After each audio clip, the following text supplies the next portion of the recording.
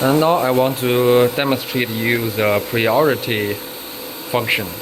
As you can see, the current here, we are testing this machine's current.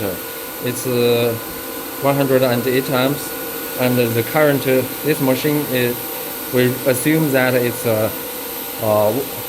20 amps capacity device. So its output is maximum current here. As you can see the detail here, the fundamental output is reactive power. It's 16 amps, and the fifth order current here is 7 amps. And we set here the priority number 0. That means no priority is setting. The Q or the harmonics has the same priority. So we set the number. We set the number to 1. That means we have the priority preferred for Q compensation. Let's see. We can see here.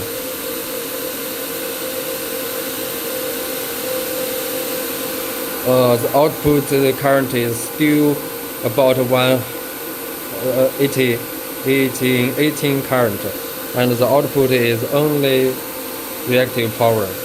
You can see that we are outputting no harmonics here.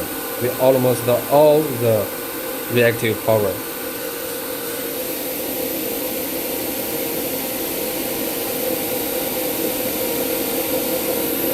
We set the priority to number 2.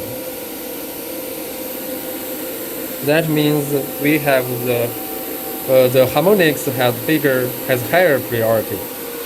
So you can see that we are outputting more fifth order harmonics and some reactive power here. But the total current you can see here is still 18 amps.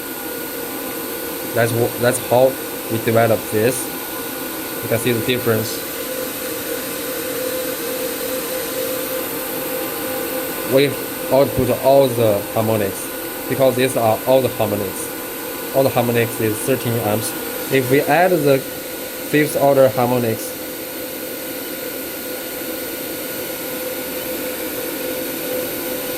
we add to 20 amps.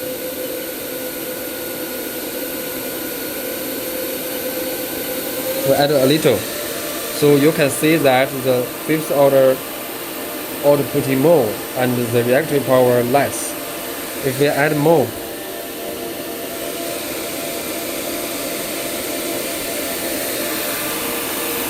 you can see that we outputting all the harmonics and even less reactive power.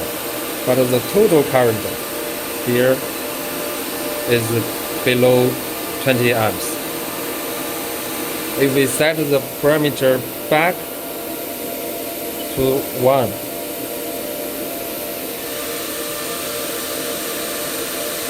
you can see that all the outputting is reactive power.